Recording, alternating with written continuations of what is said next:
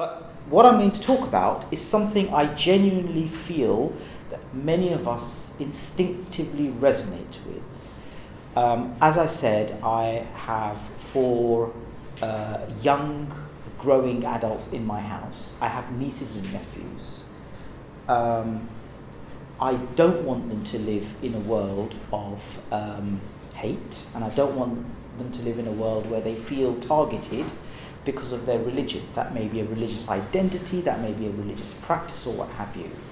I want them to live in a free space. And so this isn't in any way, as the title may suggest, it's not a celebration of Islamophobia, obviously. Anti-Muslim prejudice is very real. Anti-Muslim prejudice is dangerous. It's out there. It's there. It's quite widespread. And I want to see, as I'm sure everyone here does as well, a world where it didn't exist and where other hatreds didn't exist. So my title will hopefully become clearer as we go along, but this is not about that. There's no doubt in my mind that, as I say, it's widespread, it's rooted. My concern really, and my focus really, is how we react to it. And I would say how we react to something matters greatly. If there is something that is a challenge, we can accept the existence of that challenge. But we can react to it in different ways. We can go about it in different ways. It can make us act in different ways. We can have different ways of thinking about how to address a problem. And I think that's what I want to get across. So Noah says, I'm going to build an ark. What happens? What happens? We've all heard the story. The Islamophobia industry kicks in, doesn't it? The jeering, the connectedness, attacking what he's doing, ridiculing him. Noah says, I'm going to build an ark, and he meets with a response. He's saying, I've brought you a message, and there's a response against it. For those of us who are religious, we understand that Noah stood for God and for goodness. And yet he still received a message that in a way was anti-God, and we believe him to be a messenger of God. You know, the Prophet Mohammed, peace and blessings be upon him, as we Muslims say, many of us know that during his life, he was 40 when he was appointed as a prophet. And he was known as the trustworthy one. Al-Amin was one of his names. He was known as being truthful. He belonged to his people. He was from those people. He wasn't a migrant. He was from a respectable family. The moment he started his mission, and before he started his mission, he even qualified it. He stood there and said, if I told you that there was an army about to attack us, would you believe me? So he laid the foundation. The moment he started his mission, I don't even think he finished his sentence, and the Islamophobia industry began in earnest, there and then. I think we should think very deeply about this. That Islamophobia, if we understand it to be something against us and what we stand for and what we're about, it's as old as it comes. There have always been messengers of God who stood for something, and there are people that stood against them. You go around London and you see statues of people that have done things in our world. They've changed the world for the better. They've even had or made discoveries. Those statues represent the people that actually achieved something in real-time concerns. In a real-time existence, some of them were seen as loonies in their day, but later on we came to recognize. But the point is, how many statues are there of the naysayers around them, of the people that ridiculed them, of the people that said that will never happen, You'll never do that. You'll never achieve that. The point is that there have always been people who've stood against something that turns out to be right, or something that stands for truthfulness. So I would say that all of the prophets of God faced Islamophobia by their very definition. They are messengers of God. They're standing for what Islam teaches. They're standing for the values and teachings of Islam. And they met with resistance. And sometimes it was organized, politicized, media orchestrated resistance. But here's the thing. They weren't consumed by it. They didn't shape their responses around the negativity. They didn't shape their strategy, their mission, around the negativity, around, if you like, the hate, around the anti-ness. Rather, they were focused on something, on a bigger picture. They rose above it. They thought clearly. They could have gone down and become consumed by it and have been so occupied by it that their whole strategy, their whole mission was shaped by it. So I would say that Islamophobia, at a deeper level, if we want to talk about challenge and trials and tribulations, haven't these been promised by God? We have a real deep understanding in our religion about working for God. Our religion is one which doesn't say if you believe it's okay. Everywhere you look in the Quran, every second or third page that you turn, those who believe and do good deeds. So doing something about our world is very much part of our faith. And with that, we get this teaching that God tests those that God loves. So I'm not saying that it's not important that it exists. I'm not saying that you should look away. And I'm not saying that you should just leave it unchallenged. But to be consumed by it 24/7 so that it shapes your narrative, I think that is a challenge. So what about us? If that's what we understand from the prophetic picture, from the broader Quranic picture, this is what really worries me. That a whole generation are growing up drinking waters from the fountain of victimhood. That there is a victimhood culture. You know, one of the things that I do is I've worked on census data, on statistics, and we often hear that we are a young religious group. We are the youngest in terms of our social demographic. And it's always worth thinking about this, that 1/3 of British Muslims, we often hear there are so many British Muslims, but 1/3 are under the age of 16. 1/3. 1 in every 3. Who in this room is under the age of 16? Sorry? Under what age? 16. 16. 1-6. Who in this room is under the age of 16? Okay, so we have one. She represents the future. She represents the here and now. We just can't see it. Half are under the age of 25. Who here is under the age of 25? That's 2 of us. Okay, 1 of us. 1 of us is under the age of 25. That's more than half of Britain's Muslims. That is the new wave coming through. And I think what's really important about people who are anybody under the age of, say, about 27, 28, I think this is the thing to think about. They've never really known life before the 9/11 attacks. They've never known life. They've never had a lived existence without the war on terror, if you like. This is the generation that has grown up through the war on terror, and now they have emerged. And they have emerged drinking waters from the fountain of victimhood, as I call it.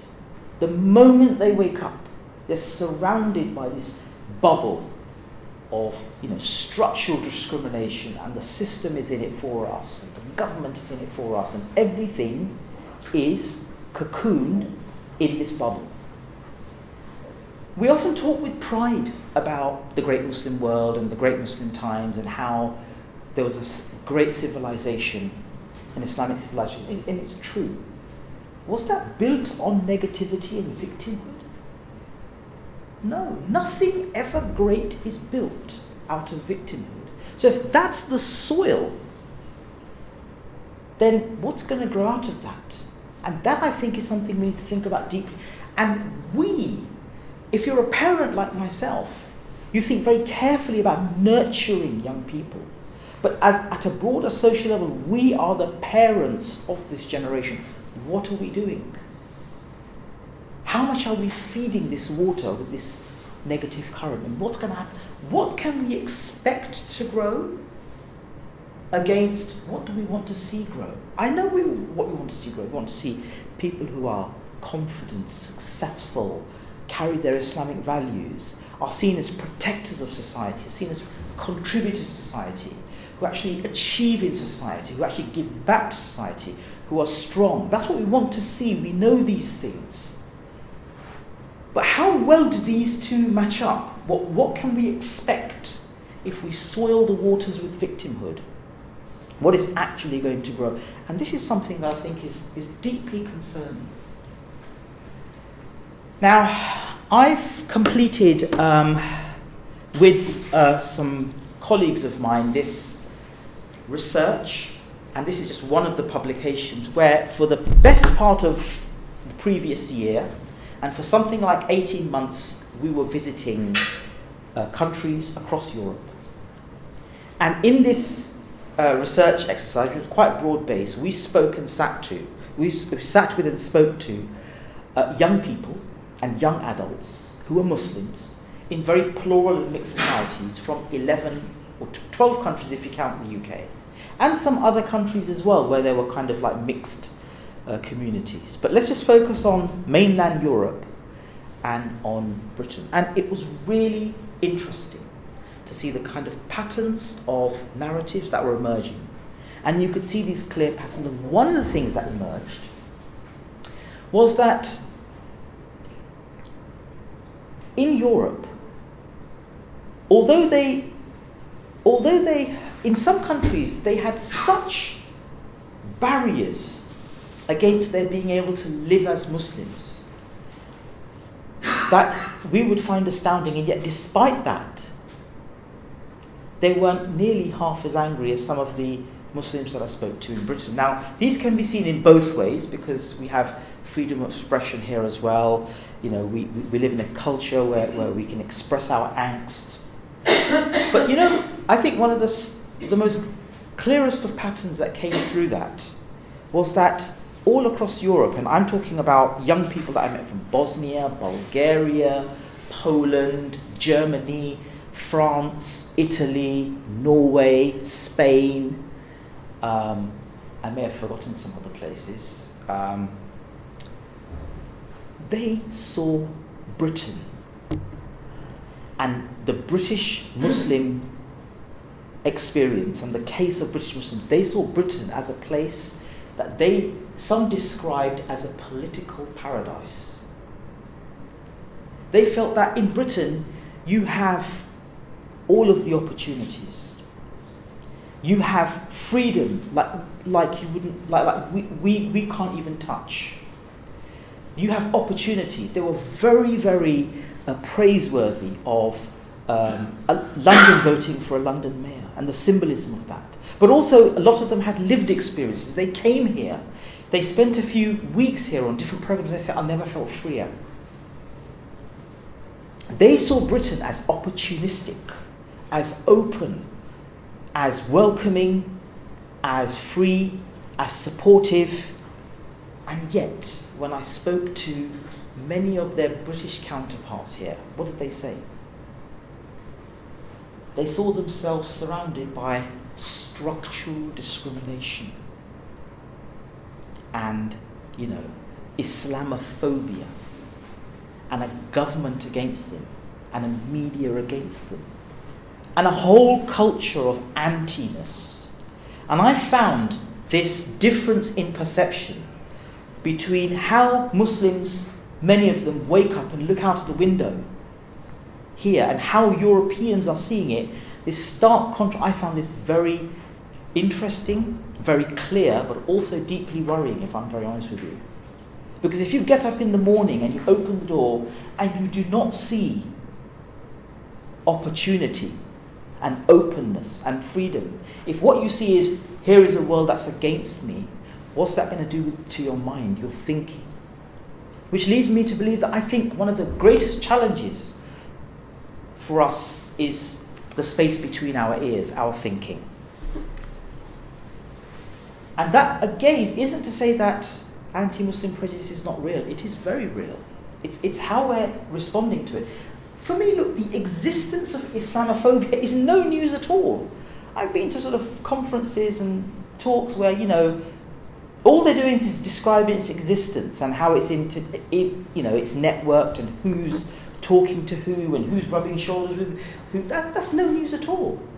I would be, in theological terms, very worried if there wasn't some challenge to Islam and Islamic work, because I believe that it goes hand in hand with goodness. That there are always going to be people that are going to stand against you. I'm not saying that I want to see anti-Muslim prejudice. Of course I don't. But its existence is no news at all. The real concern for me is how we have let a younger generation become consumed by it.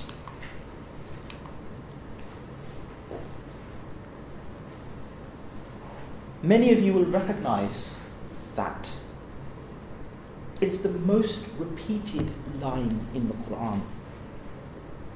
It's repeated again and again and again. And the Quran is very succinct. It talks very little about things. It makes very, very accurate points, but it doesn't keep labouring the point. We know that about the style of the Quran. And yet in one surah, with a lot of melody, this line is repeated again and again. And yes, it's got its context, but lots of studies have been done about why this is repeated again and again. And I think this is about gratitude and warning us against a lack of gratitude. It's repeated many, many times over, and therefore it warrants our deep thoughts. Because I really like this statement, that gratitude is the highest form of prayer. It's by Anthony Robbins. He's one of those coaches on sort of motivation and positive thinking. And boy, do Muslims need a heavy injection of positive thinking. But I think there's a great deal of truth in that. And to be honest with you, when I see that Quranic ayah, and I see them talking the same language. A reality check. We aren't even 2%, 0.2% of the world Muslims. I mean, we're a biggie, right? We think that there are lots of Muslims in Britain, but we aren't even 0.2% of the world Muslims. And yet, I would offer we are the luckiest Muslims on planet Earth. We are afforded the greatest opportunity of all. I would argue that we are. We're in a strategically influential first world country. You may say, okay, well, I know Muslim relatives who have it better in this country or that country. How strategic are those countries? I would say, on balance, we are, if not the luckiest, among the luckiest. What's our morning mood music? Do we wake up feeling that gratitude? That sense of, I'm going to take this life, this opportunity, this youth, and make something of it. Because if we really do believe that Islam does indeed stand for truth, and all that truth represents, which is a broader way of acknowledging all of those values and teachings and ethics, if we really do believe that, then we should expect challenge. Challenge comes with the territory, comes with the mission. I don't like it.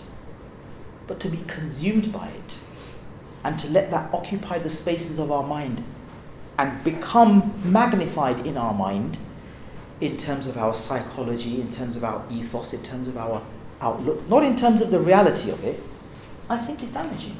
And when we block our mind with such negativity, with a victimhood culture, we are in fact closing our mind to other ways of thinking.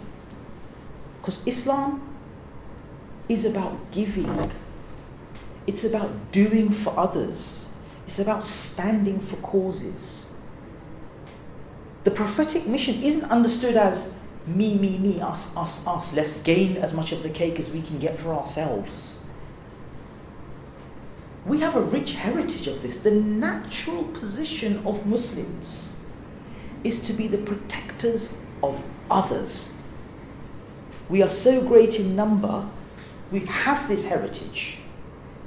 We are so consumed by victimhood that we have lost sight of this. We are caretakers of the earth.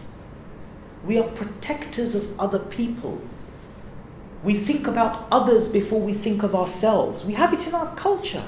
You have food, someone sits next to you, say, take it. Generosity, our generosity is very well known. But it's more than that.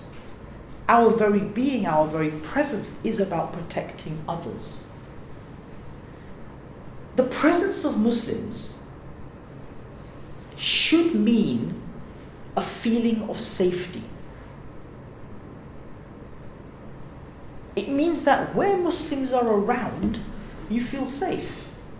Right? So if you're in a rowdy situation and you're a little bit nervous and suddenly you see the presence of British police officers, you immediately get a feeling of safety, right? And whenever you're in a situation feeling vulnerable and then people come into the room and you know that they mean safety, you start to feel better. So the natural presence of Muslims should mean a feeling of safety. In other words, when a mosque goes up, people should think safety. Are we associated? Is our presence associated with safety? Is that the feeling?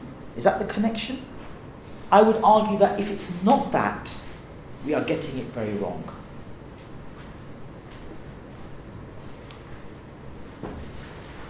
In fact, I think we've got the whole strategy wrong about anti-Muslim hate. I think we've actually got it back to front. Because Muslims putting energy into protecting other smaller religions or groups, it's not just our duty and our heritage. In our scripture and in our example of the Prophet, we protect others. And we have a heritage of protecting others. We have protected Jews for over 1,000 years. It's not something amazing. It seems amazing now because we don't hear of it that often. It's what we've always been doing. We are there to protect smaller religions and smaller groups. But it's also, I believe, the best strategy to fight anti-Muslim prejudice. I'll put it on the table. If we were at the forefront of protecting Jews against anti-Semitism, it would have been a much better strategy. I'm not saying that's the reason you do it. I'm just saying that when you cloud your mind with negativity, you produce negative thoughts which take you in a different direction. I'm going to end with a couple of quotes. This, I think, is one of the most powerful quotes there can be. I don't know if anyone has heard of Viktor Frankl. I'm sure some of you in the room have. Sorry? Man's Search for Meaning. Man's Search for Meaning, that's right. And I think this is a book that every young Muslim should read growing up. And this is, to understand the context of this is amazing, because this is at the very deep end of an orchestrated political military attempt to literally wipe away an entire religion. In a very, very organized way, in a very, very dehumanizing way, and I'm referring, of course, to the Holocaust. And this is somebody who is reduced to his bare bones. And he knows that there's still one thing people cannot take away. The thing that we, I think, wake up and just we park away, and that is the space between our ears, our thinking.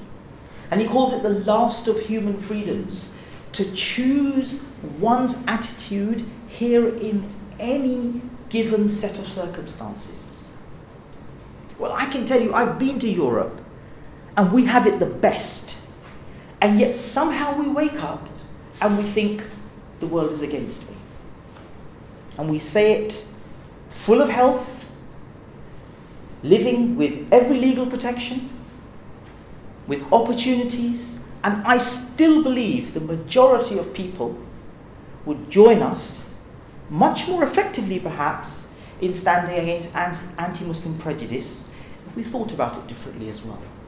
And the last example I'm going to quote is this, and this is what a lot of people don't realise. In 1937 there was a book written called Think and Grow Rich, and it's written by somebody called Napoleon Hill. Now, some people may be familiar with the book, and if you think about 1947, World War II hasn't even really happened yet. The British Empire hasn't fully collapsed yet, and America really hasn't built its supremacy in the world, its economic supremacy in the world yet. This is one of those books that the founders of modern corporate America were almost fed on as part of their learning and educational process. I'm sure most of the presidents of the United States have read this book. This is the book that, people that have founded organizations like IBM and Boeing probably grew up on books like this, Think and Grow Rich. It's one of the classics. There are lots of self-help books and sort of motivational books out there, but this is considered one of the essential classics. And in this book, in 1937, there is a chapter on one of the key things that you need to succeed, and it's called persistence. Persistence. And the entirety, or almost the entirety of that section, is the biography of the Prophet Muhammad.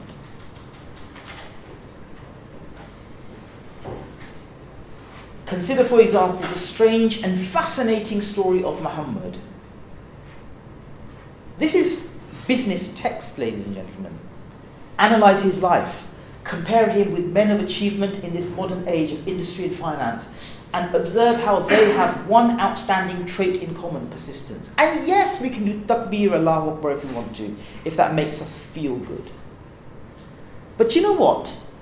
The things that make society tick, the things that give us success, the principles of success, the building blocks, the way to change around social conditions, these things don't actually change, because basic human nature and how humans respond to different calls and the impulses, they broadly remain the same. Which is why I would say that the Quran is as relevant today as it's always been. But we've lost this. So to bring it all together, I would like to say to you, I would like to say to myself, and I would like to say to all people of my age, that a victimhood culture weakens, damages, frustrates, blinds. And I would say that the Quran seeks the opposite of these consequences.